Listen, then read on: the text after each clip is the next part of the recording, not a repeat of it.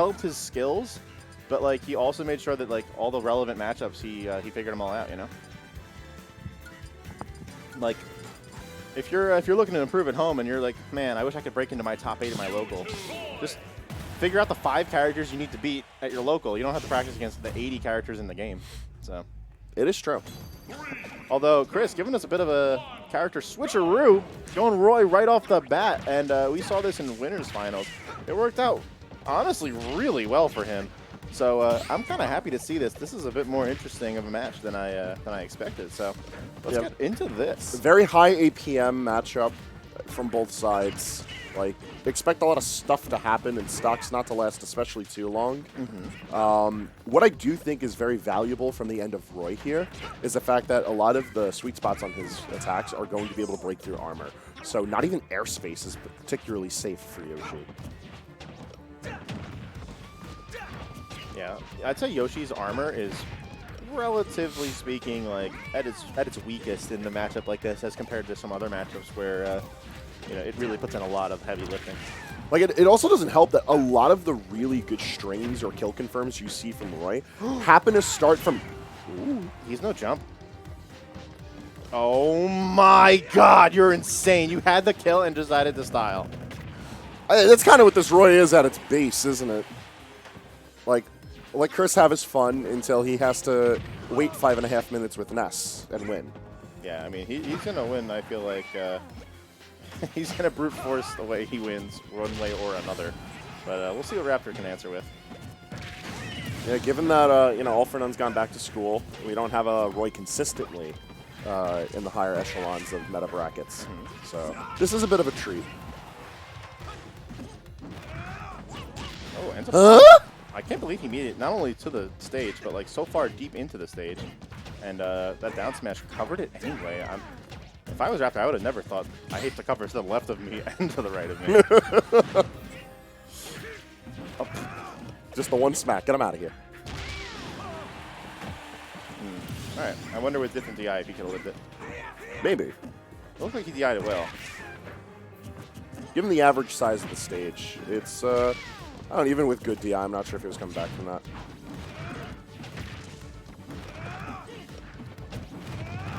I feel like as one of the characters that has a fairly easy to intercept recovery, you would think that Raptor would have a better time in this one, but blasting through the eggs, stuffing out back air, like just trudging in head on with forward air, I think is the only reliable way for Yoshi to do something about that up B from Roy. Okay, yeah, no, you can do that too. You can just attempt to anti-air. That's not one of the anti-air moves I was thinking about, by the way. I feel like Chris just pressed like about 12, maybe even like 24 bad buttons just now, and it was just like, this is fine, I can't get punished for it. And high APM. Yeah. I didn't say they were good buttons, but there's a lot of actions. Yes. Oh my God, he's just swinging. To be fair, when it's an air-to-air battle, Roy does have that privilege of being able to swing recklessly. I love the Waveland re-grab attempt, but just barely missed up the lineup. And yeah, Raptor got out of there scot-free and gets a kill for it too. Oh, that was exactly what Raptor needed. Another situation of that, and forwarder was killing. He keeps getting these eggs at the ledge, but he could be a little more brazen and go off stage and get like a forward air follow-up, but opting to just play it safe, get some damage on stage. I don't know if playing it safe is what you want to do right now. You're down a lot of percent, and one clean hit is going to seal your fate. I tried to line that up with what I thought would have been the up tilt to end the game. How did that not reach? All right, buddy, you got it. His micro spacing was simply on point. Good move. That Yoshi side B is sometimes, but only when Raptor uses it. He would have been a king if he had the read, but Chris isn't going to give it to him that easily. Nice patience. Almost killing. Wow. Yeah, that is one thing we didn't get a chance to highlight yet, and that is Roy has a plethora of buttons that are difficult to punish on block.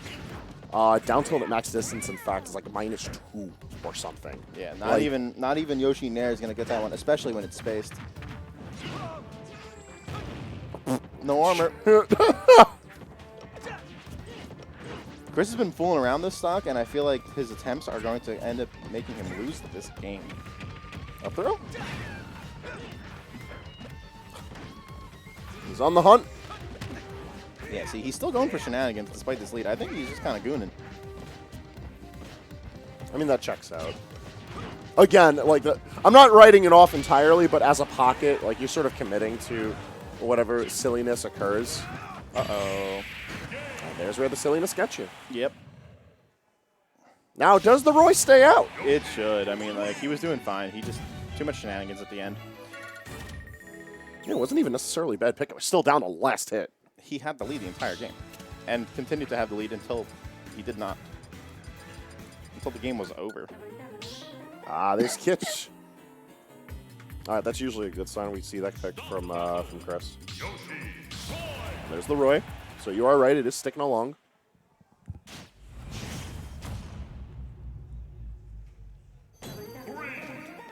Now, with less fooling around, perhaps the Roy pick would probably work out. But if Raptor ends up adapting to the Roy, like, what happens then? Like, are we seeing the reset? I guess. If he sticks Roy 3 games, then sure. Because then you're playing against Raptor that's going to have a lot of, like, meta momentum behind him. Like, he's got a set win going. Yeah, but he's also got, like, 0-20 in the books. Against the PK kid. Yeah, that's... Oh! He had it. He had it.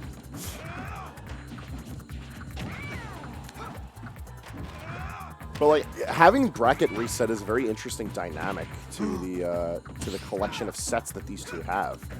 And in fairness, there's not many times when you see these two in grand finals at the same time. That's true. Like Chris, not that special to see in grand finals, much to his credit as the effort he puts in as a competitor. Raptor typically gets gate-kept by someone else. But tonight shines on through, brings us this set in the best of 5. In a best of 5 where he could potentially make it 2 best of 5s. And that one I don't have the data on. I can't tell you how that one's supposed to peel out. I also think Raptor is a player who's like generally very good at adaptation. So like best of 5s I feel are in his best interest. We saw last set like with Rock, you know. If it was just a best of 3, he would have gotten clobbered, but turned it. Yeah, no, that was the around. reverse 3-0. Yeah. I'm glad you brought that up. That wasn't even something I realized until just now. All right, so who's to say? Maybe this, maybe the Pocket Roy gives enough data for Raptor to roll on through and give a good match against the Ness, if the Ness comes out. I don't think Chris would commit to the bit for 2 whole sets. These reads just keep not paying off from everybody. You guys know you have to hit your attacks in order to win, right? Yeah, AONUltimate 90, stay in your lane edition. Please, people. We can only have so many raw smash attacks in like 5 minutes. Oh! I mean, I love it, personally. That's my favorite. That's my kind of gameplay. Ape together strong. Yes.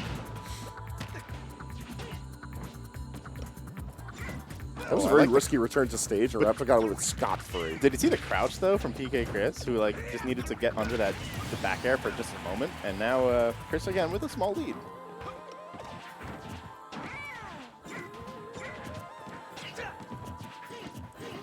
Very even pace on pressing a lot of buttons, but it's on Raptor right now to see what he can do. We did it! We punished the attack. I think there was just roll. Hmm? That was egg roll, right? No, when Yoshi's rolling around, he rolls in an egg. I thought he did it from the air. No. Sure, he just rolled. Just ran up a Georgia smash attack, Chris. Hey, that's what you wanted! It is, but like, it's cool when like you end a set with it or end a stock with it. But he was at like 40. End a neutral interaction with it. Only the big guns in grand finals. I guess. Oh. Yoshi not the only one with armor. Oh, that was kind of cool. He like baited the get-up attack, but didn't get any sort of follow-up at all. Just instead opted to just up smash for style on the ground. Yeah. That time I want to believe it was perhaps a misinput. It probably was.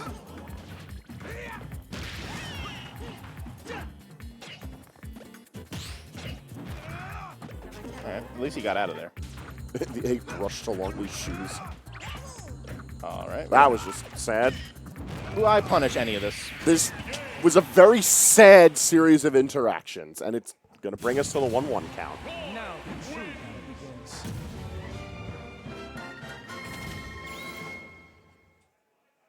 This is the one part I don't like about when Roy plays well.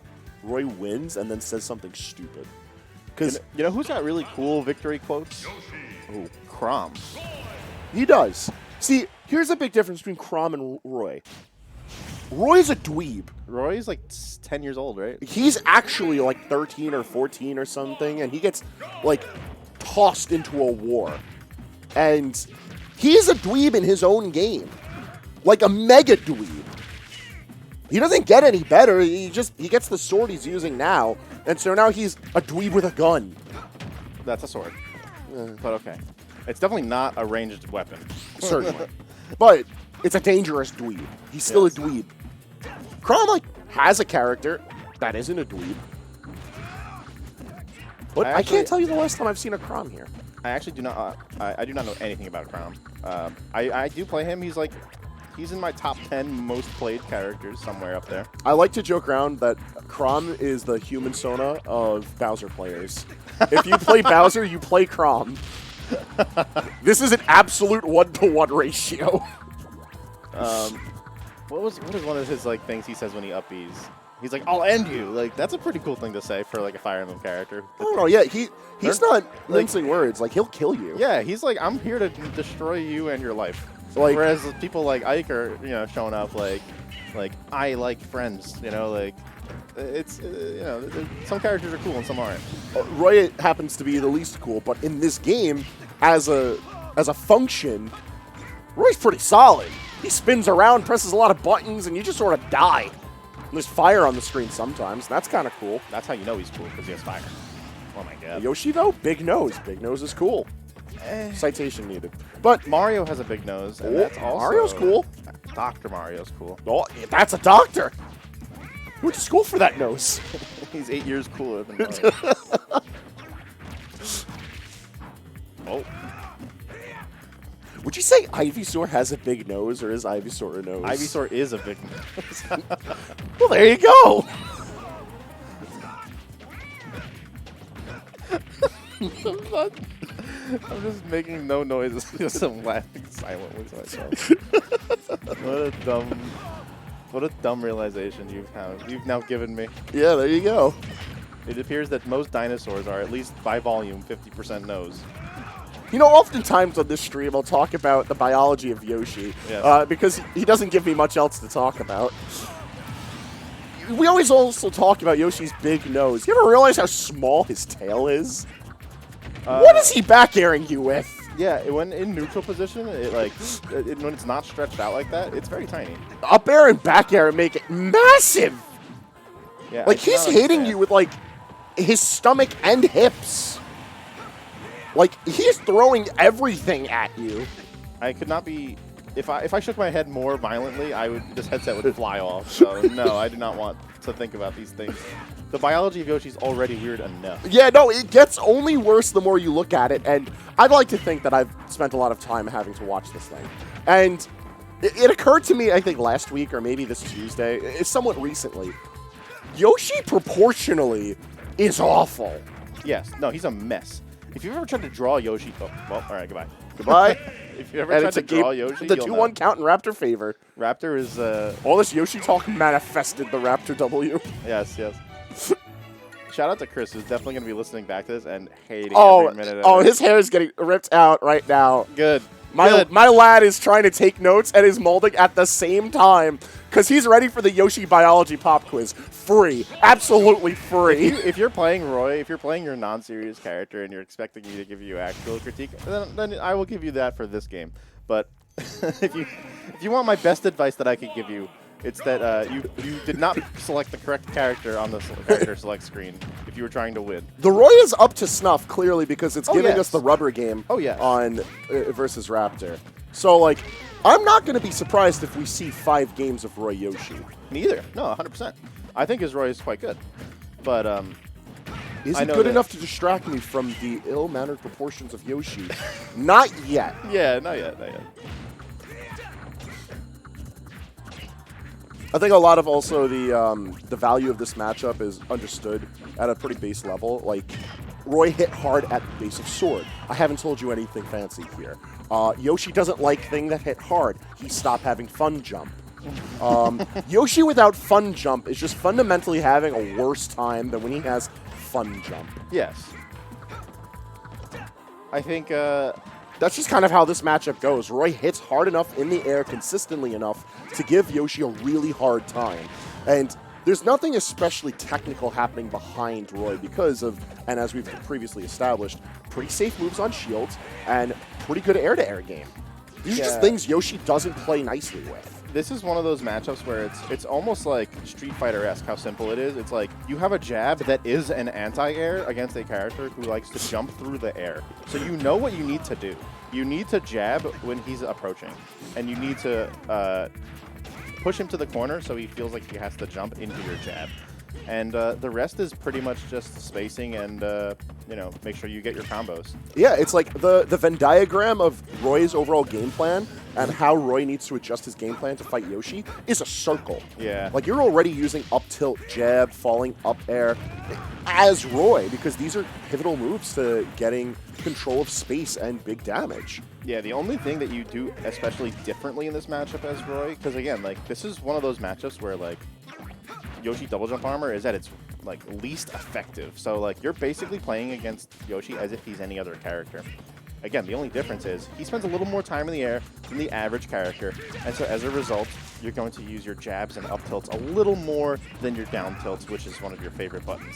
And even then, down tilt's finding a lot of value when you just want Yoshi out of shield. Like, you got to knock on the door, see if he opens up. Of course. I think one thing we did see there that does show how different the dynamic is, that makes it unusually vanilla, is the lack of double-edge dance. We've seen Chris use it once, and it's been here in Game 4. Yeah. Otherwise, he's used it to B-reverse for repositioning or to literally smack Yoshi in the nose and tell him to get off the coffee table. Yeah, the dance is less effective because, again, that is one of the few instances where the double jump armor might come into play. Yes, exactly. Might, but it still can kill, and I think he should be going for a little more, especially when he has, like, total control over a situation. Wow, nice parries from Chris, but that follow could have been stronger. Well, that's one of the situations where, yeah, double-edged dance would have definitely come in handy to provide more kill power. But your answer out of the collection of parries was jab, and jab is where we're finding the most. Whether it's nair to continue the chain, forward air if you can't reach with nair, back air if you're attempting to kill as well. Like, Chris has the fundamental idea of what to do down pat. It just so happens that the fundamental idea works really well when you're considering the counterplay to Yoshi. One thing that he hasn't been exactly super tight on is his like jab confirms. Like he has been getting jabbed to like, oh, he landed on a platform. Let me get a tech chase or a no tech chase, and it's just jab to nothing a lot of the times. And so that could be cleaned up a good amount. Meanwhile, I would say Raptor needs to probably approach from directly above a little more in this kind of matchup because. Oh, he can do a little bit more of that. And okay. I mean, like, offstage is a very obvious place where Roy is a little weak. But if, yeah, I think everyone knows that Roy can definitely be exploited offstage sometimes. Yeah, although there is one particular move that really doesn't in this matchup because Raptor's tried countlessly to intercept with nair and get stuffed out. It was the first time we saw him go for forward air. Timed and spaced well, and Chris gets annihilated for it. I think if Raptor catches on that, like, that's the ticket, the ledge play all of a sudden becomes much more dangerous, and then I think we see the return to the signature Ness as opposed to the Roy. But the Roy, bringing this all back home, has been giving us this even game, back to forth, stock to stock, game to game. It's on Chris to see if he can tag us along to a Game 5 or see if Raptor could force out the Ness. You know, it'd be wise if Chris were to just switch up to Ness after this game anyway, even if he wins. Just because, you're the old ankle breaker? Just because, like, why win 3 games when you can win 1? Smile, you know? Like, just it just looks even worse for Raptor in the stats. Yeah. I mean, do it not just to let Raptor have the nice win. I mean, kind of. If you're thinking about PGR kind of stuff like that, that might be a consideration. Even though you are going Roy, you know, you could sneak in an S game just to secure it. And honestly, it'll save you a full set if you win it, you know? So, oh, yeah, on the chase right now. Keeping Yoshi all the way in the corner here and tries to get a huge read with that F smash. I like that. Although, again, jab into nothing is going to prove to be problematic because now he's in the corner. Brute forcing his way out of it, though. Yeah. I mean, hey, listen, that's how you... all the way back in Game 1, that's how you highlighted like Chris is going to be winning games. Yeah. He's going to brute force his way to victory one way or another. And that should do it. Yeah, wow. To Game 5 we go. I wonder what the choice will be. Will you save us about 15 minutes of time or not? You know? Hey, maybe the Roy brings it on home. The Roy can do it, but... I think that's several of these games have proven very much that the Roy can do it. We know on paper Ness should do it.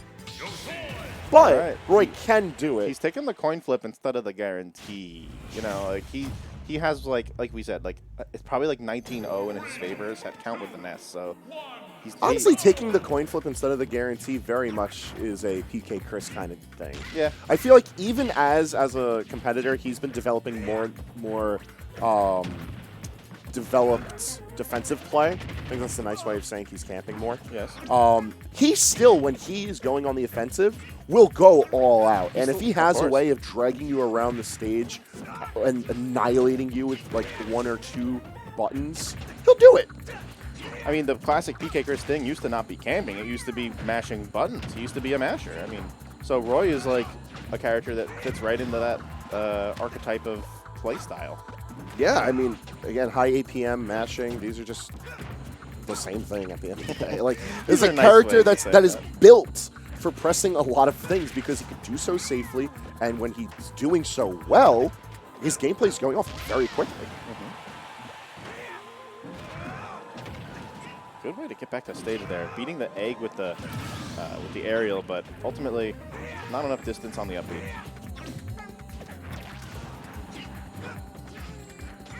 That kind of sucks for Raptor. He doesn't get to do the funny B-reverse chains of egg-lay because Roy has enough aerial responses to stop that.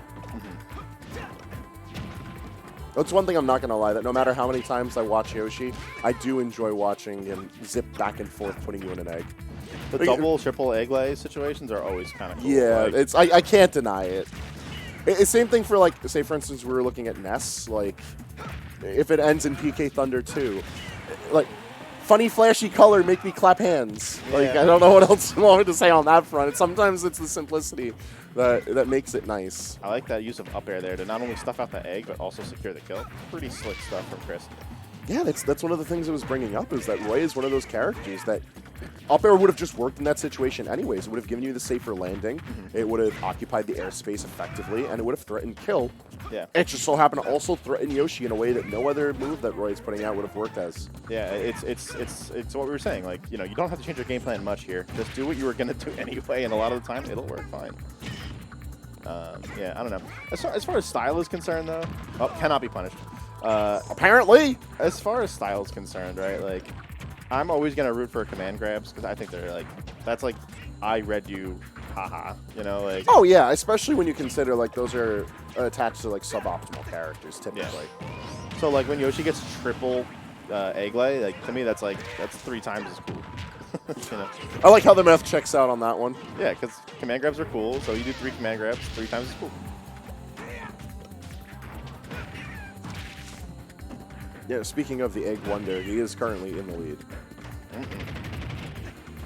Percentage-wise, almost lapping, which is also very impressive given that has not been the standard for these games. I love that Raptor read the tech in with the up tilt, but somehow Roy just dodged it all. Maybe just some hitbox shenanigans. He is a bit on the smaller side. People tend to forget. He's all the humanoid characters like that, like they're very skinny, so like it's very easy to miss a hitbox laterally. Yeah, Zero Suit and Joker are often the main proponents of this. There it is again. That lingered off the egg too. Yeah.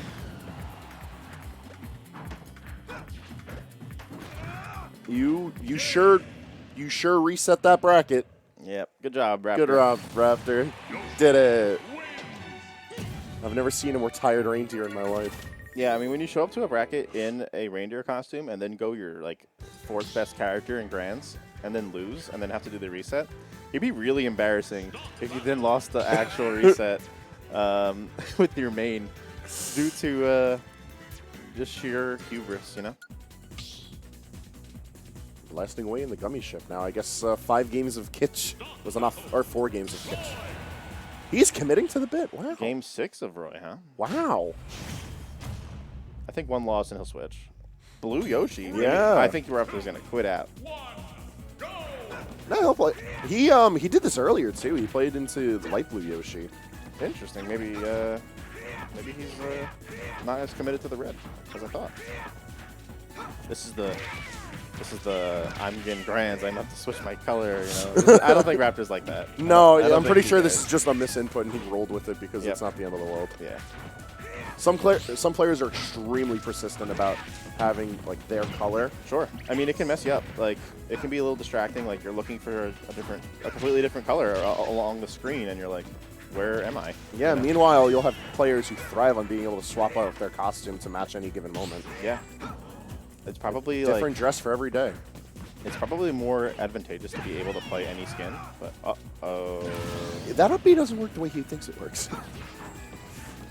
Don't get me wrong, there is a surprising amount of flexibility on where Roy's up special is bringing you. Not straight up. To my knowledge, you don't get to go right up. nice parry. Wouldn't have been able to get the punish without it, so very important. And another parry right there, too. Yeah, Chris has always had like some of the best precision with parries out of any player at a high level. Like, I can't even just highlight on Long Island in New York, just straight up. Like, if you're looking for the high to tough level of Ultimate and you're looking for parry percentage for whatever godforsaken reason, this really specific statistic does belong to Chris. And one thing I always like to bring up, it's not just enough to drop that shield and get the parry on time. It's having the right response. So, like, there we saw the forward tilt, get the kill, and the second one, he zooped his way upwards. Yeah, he like, got out of there. Like, running away is an option out of parry, and sometimes it's the smartest one. So making that decision is something that a lot of players, I think, do need to appreciate. Like, you can get the timing down to do something with it. And look at this way. Look at the way he's clawed back from a deficit here. After SDing at like 50%. Now basically back in a, not a quite lead, but pretty much evened out game. Yeah, it's relatively even. There's the lead. Almost. I mean, Okay. Stage control and tied percents. That's a lead. Yeah, I'll give you that. Stage control a very big factor in this matchup because that almost kill. What I was going to say is that you threaten a lot of space very easily, especially as one of the more traditional ways of controlling battlefields is, of course, defend the tower.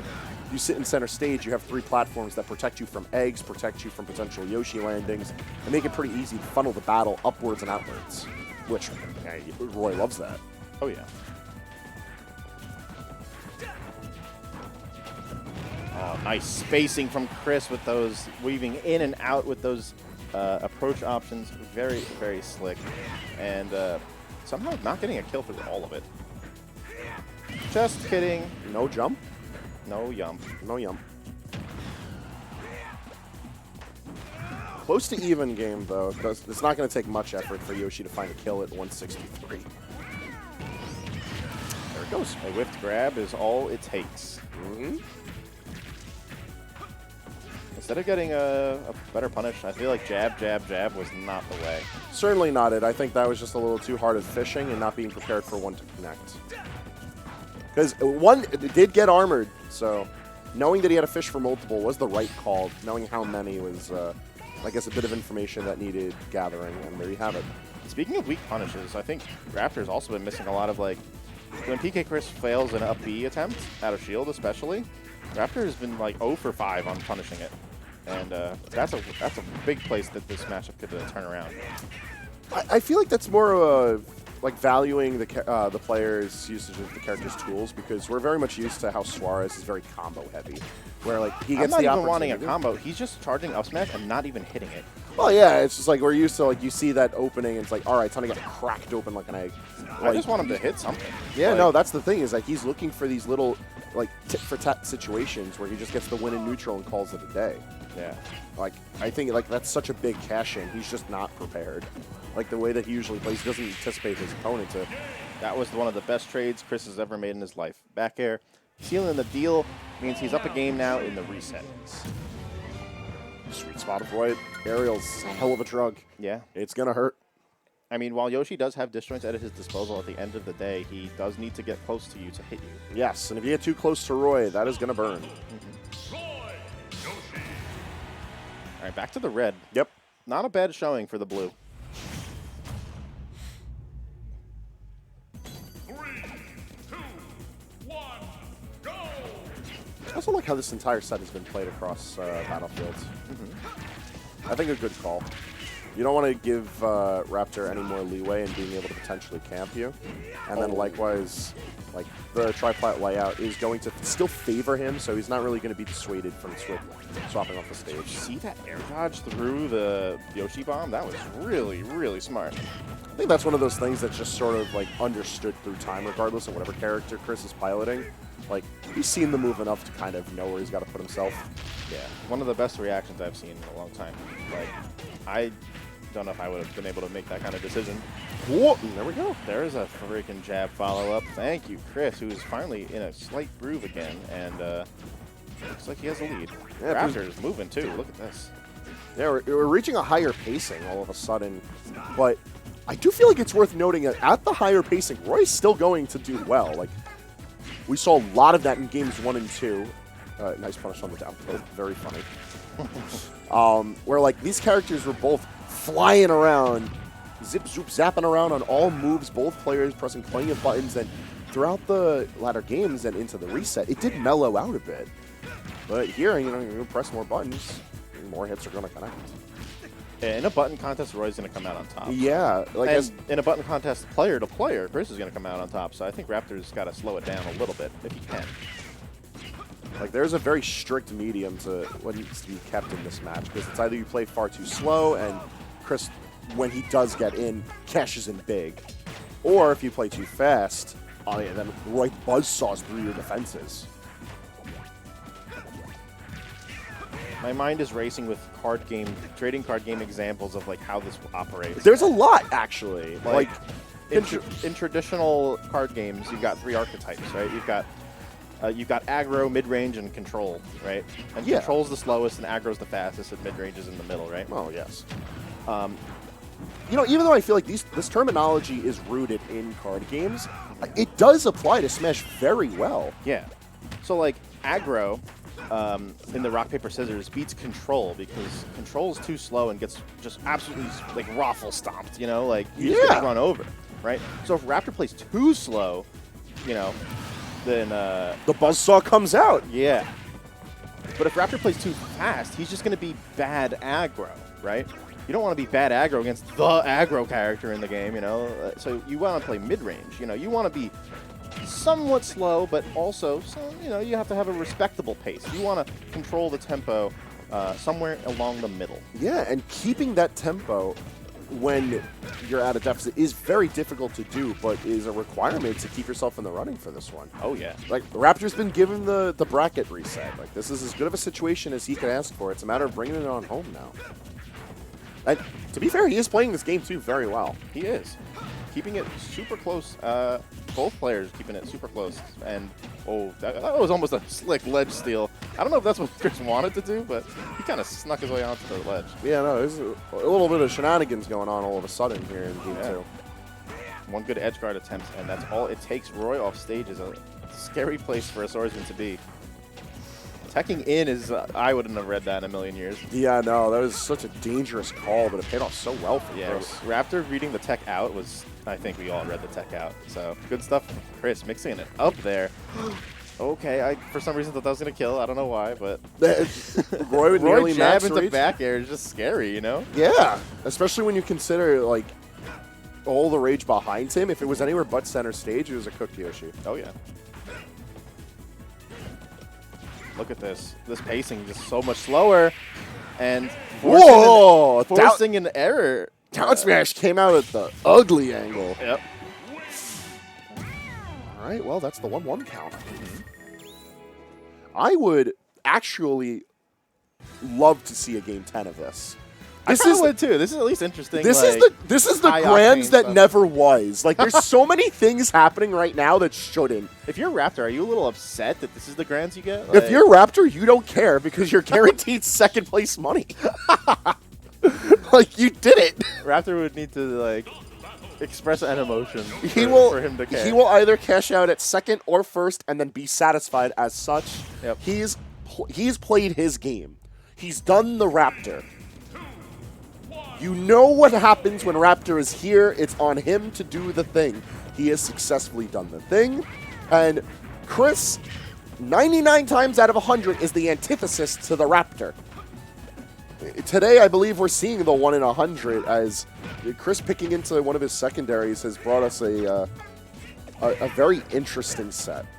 Not necessarily a bad one, but it is a set that has invited both deep analysis of Roy's anti-air game, which is about as exciting as polished 2x4s, as well as a deep analysis of the lower half of Yoshi, which is something I'd rather like to limit my analysis Why do you need to of. remind me that we did that? I almost forgot. I can't let that happen.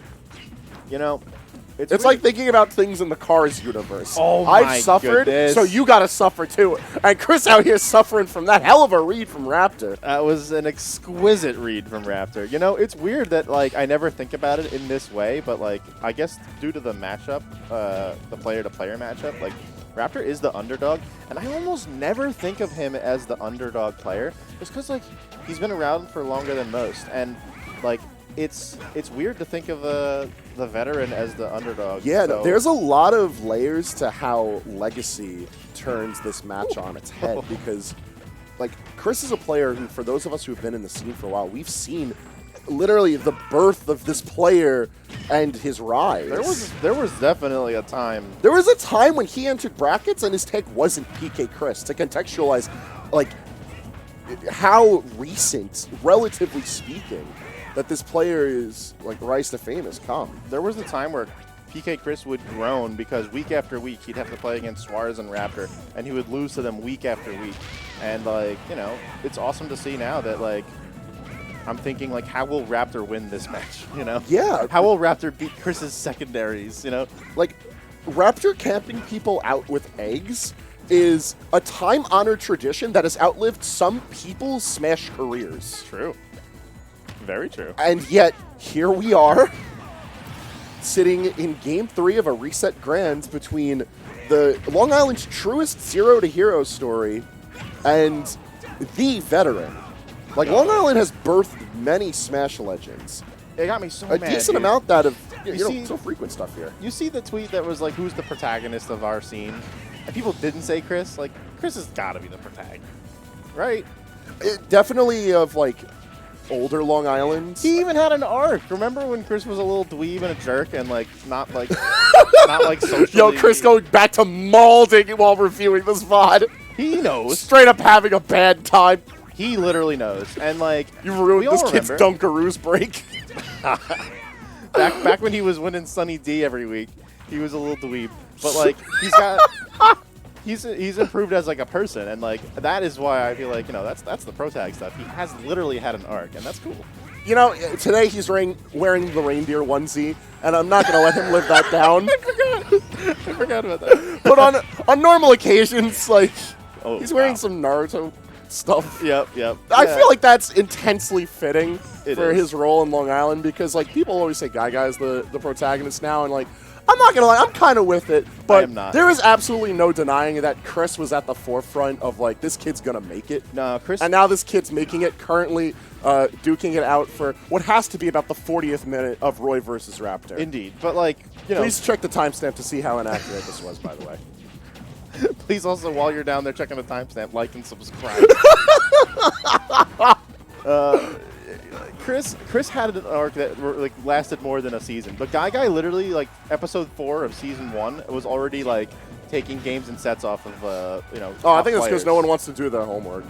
I mean, I agree with you. As one of the few people with a spotless record against him, like, I agree with you. But You know who does not their the homework? point. Who? Chris. Chris does his homework too. That's right.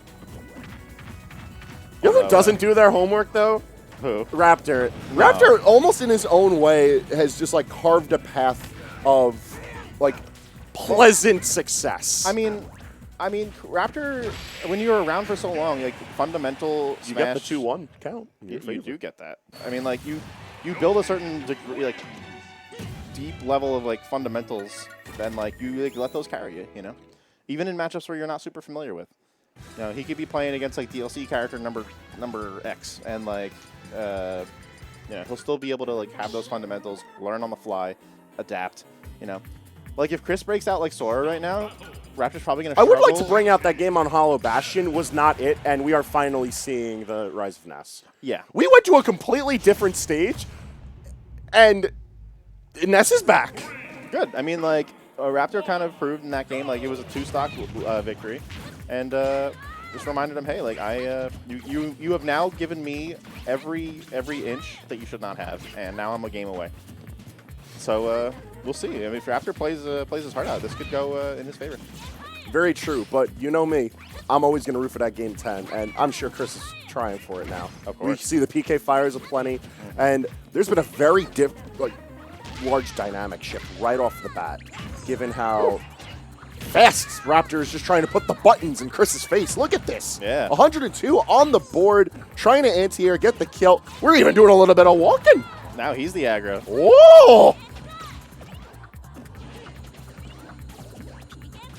This use of down air by the Yoshis is something that I feel is a very apparent adaptation as of late, where they've been using it to stuff out air dodges, spot dodges, waiting a little too long on platforms. And, like, yes, the move has always been good for that, but now there's been we've seen so much more of it. I want to know what happened. Why are we seeing the ugly move so much? Dude, I'm not gonna lie. I think they finally. I'm gonna be like very blunt. I think they finally fucking realized that the move has no weaknesses whatsoever, and is one of the best aerials in the entire game. It covers so much space, lasts so much time, pokes shields, breaks shields. Like, you can use it rising, which means it's safe and you can't get like attacked out of shield. You could use it falling and catch people as they are on their way up. It is just like... It's a combo starter as well. It's a combo finisher as well. In certain situations, it's a combo piece. Yeah, and it kills. Why? Why does it kill? Oh, goodbye jump.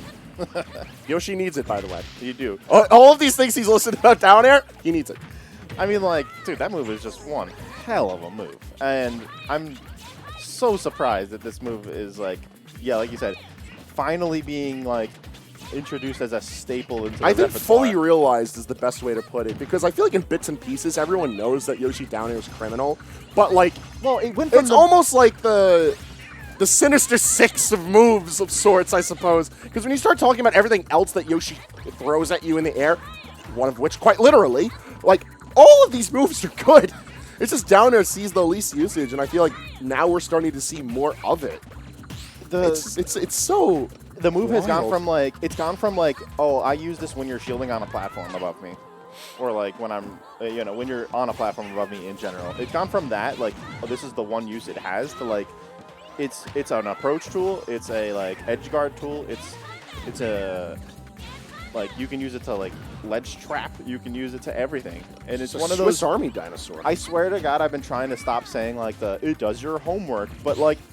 The move is very, very applicable in a lot of different spaces. No, yeah, it does a lot. It does a lot of things.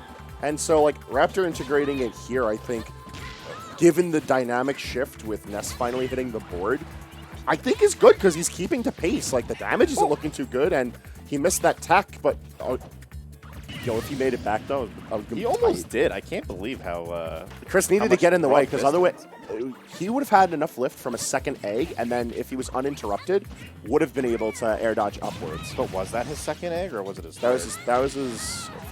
He used the first to get closer. Then he would have been able to do a second one. Chris was in the way, so this is all a moot point. But like, he could have. Okay. I was gonna get very mad at him. Oh, wow. Oh my lord. Tried to space that back air to its like fullest, but ended up just working out in Raptor's favor because the grab spaces a little better than the back air. Now does. that's something that Raptor specifically has been doing very well as of late. His pivot grabs have been on point to like the maximum distance. Like, we were making jokes earlier about the microspacing. But this is a situation where, like, Raptor has a very keen sense of how to space that out to punish people trying to use disjointed moves. And I think that's brilliant. It is. I mean, like, when you have a disjointed grab that has, like, awful startup time, you may as well use it for, it's like, its strength. Like, it is only good at one thing, and that is its spacing. So, like, you might as well flex it for what it's worth. Also, rare appearance of Yoshi up throw. Yoshi up throw's a little cursed. He got a kill with it earlier, I believe. I don't know if we gloss over it or... That's like the Haley's Comet of smash kills. Yes. Up throw, typically speaking, isn't very good in Ultimate if it isn't a kill move. Because, well, speaking of killing, that's not going to do that. Wow, really good DI from Raptor. No way that kills. That will kill, though. Ew. Yeah, we Little subvert gross. expectations A here. little gross. I think up throws are a little underrated in Smash Ultimate because of how much people like value like rinse repeat edge guards and just ledge trapping and stuff. But so let's break down what up throw is doing, because one of these characters does it right, the other character does it wrong. We're either killing, which is about as simple as we can get. Nessus can kill, by the way. It can, or it's a combo piece, which is very rare in Ultimate. Yes. It does exist, but it is rare. The next, and I think what you wanted to highlight more of, is the juggle. We don't often get those because juggling itself is rather abstract. It's not quite a combo. It's not quite, you know, a two-piece, but it exists. It's an extended form of like, it's like disadvantage, but 90 degrees sideways. Oh yeah, you're maintaining your pressure and you're forcing the lack of land beneath your opponent in that respect. So like Ness does that very well. Like, a lot of the combos that Chris gets off of up throw is just because he's reading your DI, reading where you want to drift, and punishing accordingly. And he's got the PK Thunder tool, like the ultimate juggle tool. Yeah, like, this is a character that gets to do that pretty efficiently. Yoshi, for all that his tools are good for, doesn't really get that privilege. So even though we saw Raptor try to put the attempt in, wasn't enough. Now, we have a very different dynamic because everything that we just described is actually kind of moot on Lilac Cruise, the setting for Game 10 and the finale of AONUltimate 90. We really did get the Game 10 you wanted, although I think it would have been cooler to have Roy here. It would have been neat, but I am glad that Raptor picked up the pace enough to force Chris to get serious. Me too. So, like, I'll always be glad for players playing well. Yeah, it's a matchup we've seen maybe 100 times here. Oh, yeah. To do the math, it maybe adds up that far. But when it's from the players doing well, I'll gladly sit there for the 101st time of seeing these two duke it out. For sure. Oh, down throw up smash. All right. So again, some very different throw options as we were commenting on coming out tonight from both players. That yo-yo is like an anti-approach tool. You just stay away. It hangs off the platforms, and yeah, just given like that we've given to Lilac Cruise, the plots sit very low to the base stage. So having options around the ledges of those platforms actually does threaten significant space. Oh, tough to recover there with very low visibility as Raptor flies across the stage. Both players sitting at a pretty uncomfortable percent, fishing for some aerials, and it's Chris who lands the first one. Nair getting the kill at around 140 or so. Yeah, when fresh, that snare is actually a pretty respectable move. It's a strong move that has no need to be that strong. Similar to Yoshi Nair, it's just like a good get-off-me tool and a strong attack. Yeah, it's like a shoddily recreated Peach Nair, which I don't need to tell you how good that is. That egg went soaring, just like Ness, as PkChris now goes on to his second stock. One more, and that'll bring us to the last. You know, one thing that I think is really interesting about this set overall, like, we've gone on a lot of tangents this set, for better or worse. One thing that's remained incredibly consistent is the back and forth. Game for game, stock for stock. The only time we've seen a deviation of the players having different stocks was the very end of Game 7, where Raptor completely knocked Hollow Bastion off the table. It was like, here, you get your gummy shit music. Now go away. I think that's a good observation. Both players have kept the stock counts pretty much even the entire time. No one's ever had like a 2-stock lead at any given moment. Now, here's where I think that's dangerous. Majority of this set, we've seen a very different child of war. It's been Roy. So now you would think the pocket goes away, the flagship comes out. Up throw. There it is. Well, yeah, there it is, and there it goes. That might have been a misinput. Yeah, given the percentage, most certainly supposed to be back here. But again, up throw can kill, so maybe he was trying for a DI mix-up. It would have been cute. I'm not gonna lie, it would have been cute. Dash attack gets it done regardless. Yeah. But like, what I was trying to get at is that Ness is still keeping it back and forth. Oh yeah. This should have been a landslide victory for Chris, yet Raptor has enough gas in the tank, and has been playing well enough to really keep it competitive. I mean, don't forget, like, just because Raptor has a losing record doesn't mean he's, like, a bad player by any means. Oh, absolutely. All of his games with Chris, usually, like, oh, nice body block from Raptor. Like, you know, he keeps those games close regardless of if he wins them or loses them, so. Yeah, it's just, I think this one really is a very interesting one because of how he got here. Yeah. Like, to say you had grand finals between Raptor and Chris, like, okay, that's not that surprising. Say you had Game 10 grand finals with Raptor and Chris, like, oh, okay, now we got something on the table. Yeah. Now, to say that Chris had to play 2 characters along the way, and majority of it wasn't his main, it starts to bring, like, some questions to the dynamic. Like, how did we get here? Indeed. Like, this was not the path I thought we would have taken, but, like, you know, the play has been genuinely Chris and Raptor all the way through. Yeah, so, and I think it's been good play. It's not like the Ness is especially lacking or that Raptor's like playing out of his noggin. I think it's just good smash. Oh, yeah. Like, I joked around earlier saying this is the Grands that never was, and I'm really glad that we got 10 games of it because both of these guys just played really well tonight. Raptor's going to need to play really, really well right now because he is Getting back aired into the depths of space as a very exhausted reindeer manages to complete his hunt. 10 games of Grands, and AON 90 goes to PkChris.